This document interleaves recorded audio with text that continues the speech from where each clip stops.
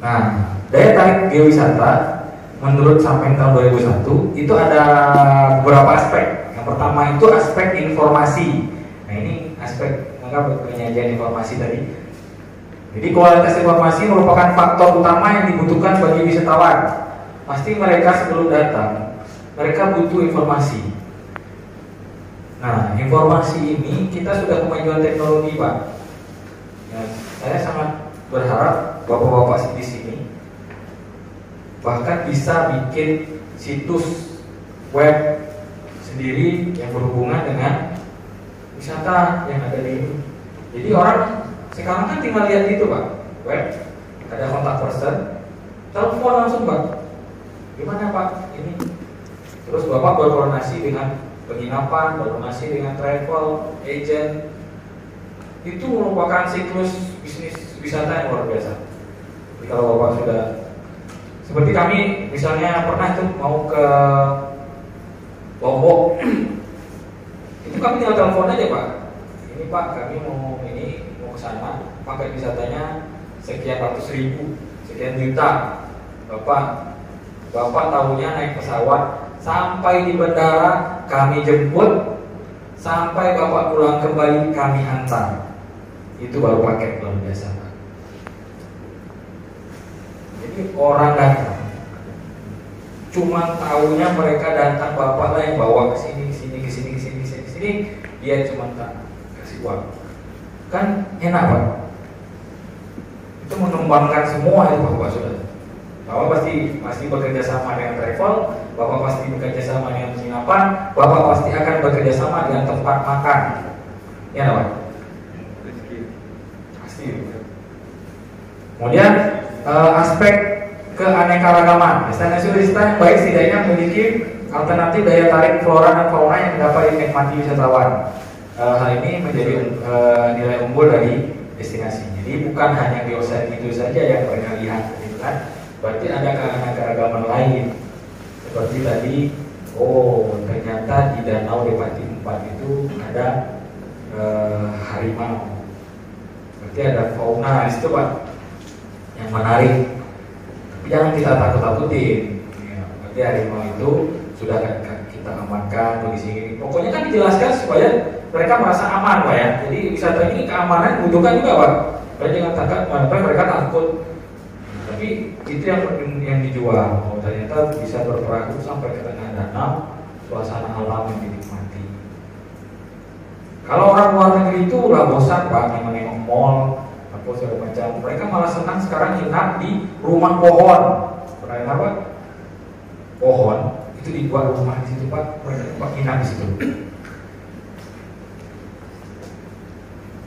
Kemudian keindahan dan keunikan.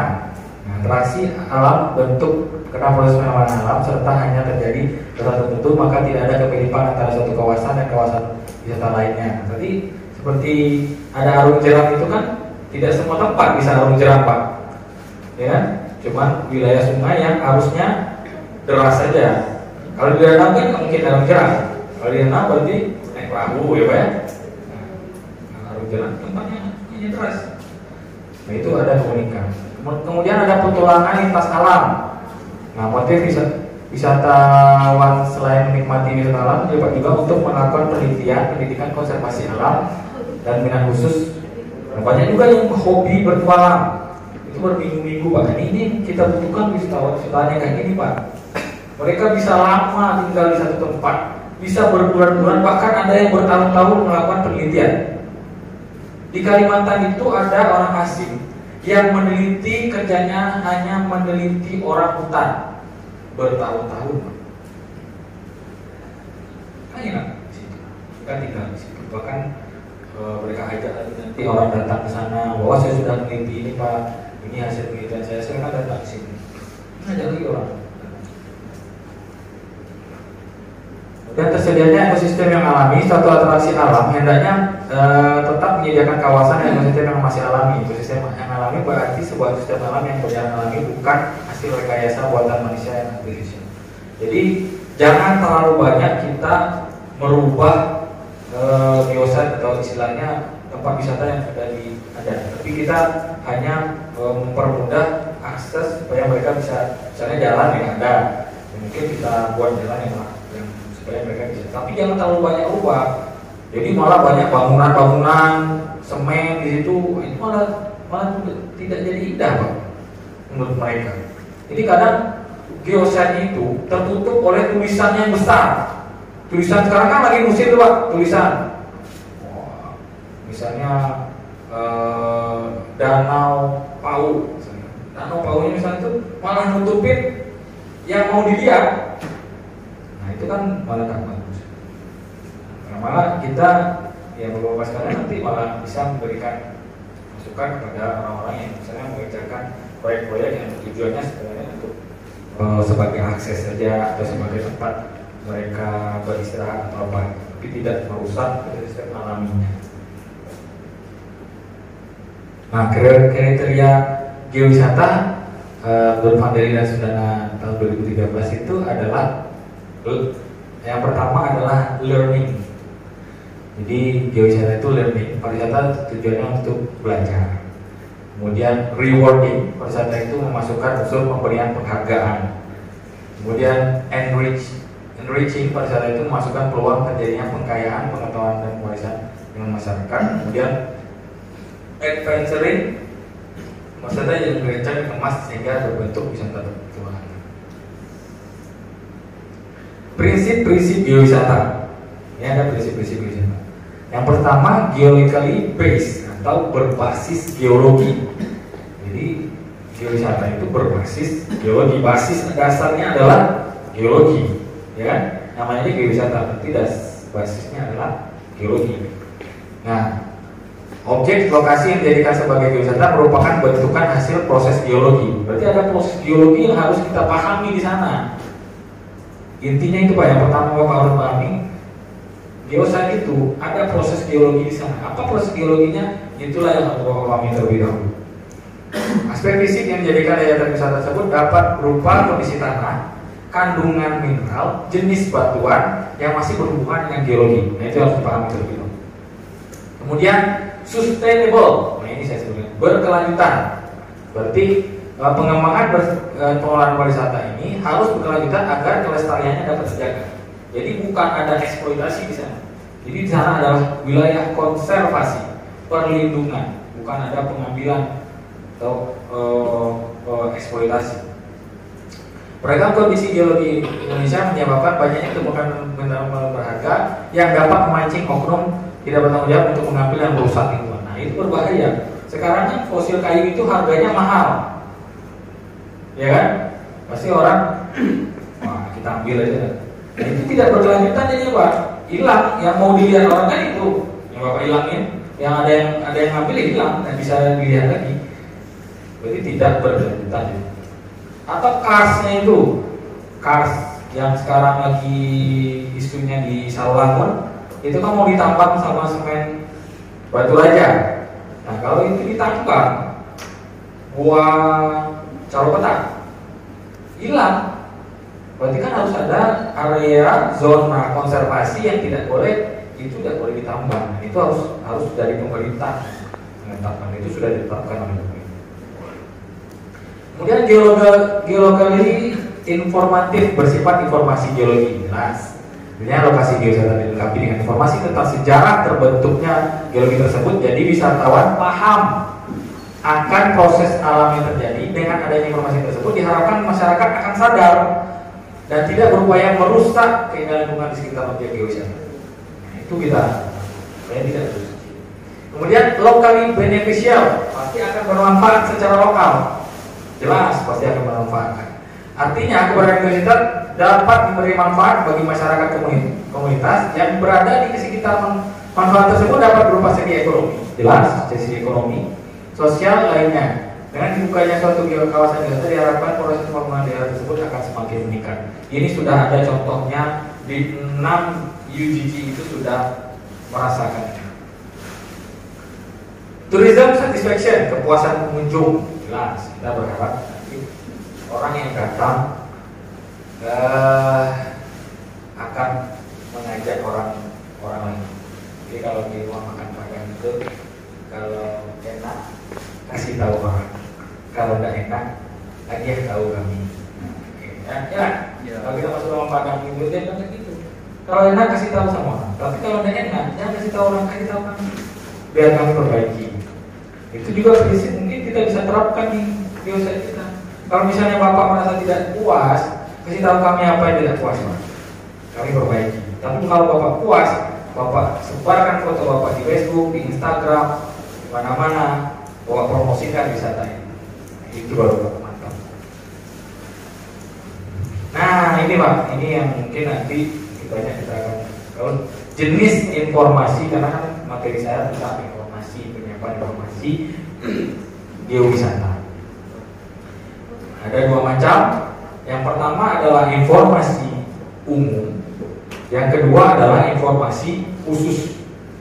Nah, informasi umum ini biasanya kita menjelaskan misalnya secara promosi, karena kita nggak mungkin menjelaskan detail di dalam promosi, tapi kita menjelaskan misalnya kondisi geologi dan geomorfologi. Kenapa kondisi geologi dan geomorfologi ini masuk dalam informasi umum?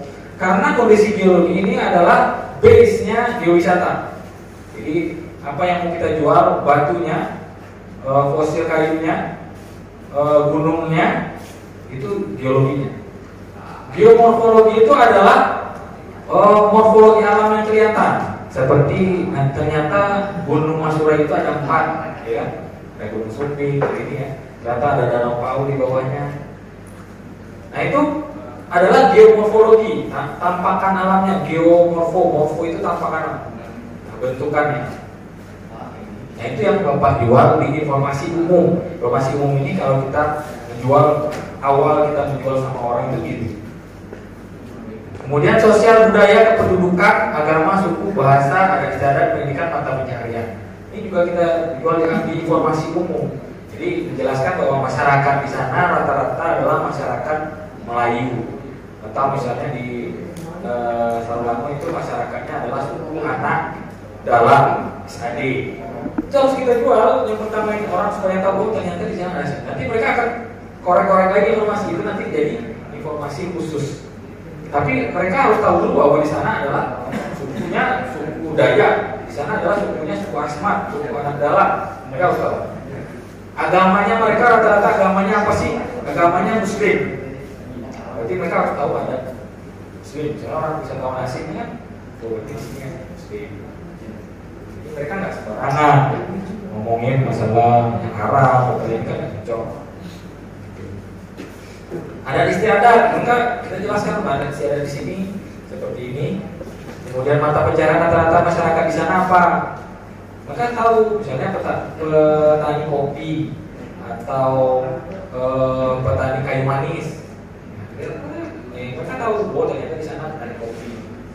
Mungkin kita bisa nanti ke sana di kopi atau apa. Kemudian potensi pariwisata utama. Apa sih potensi pariwisata utamanya di sana?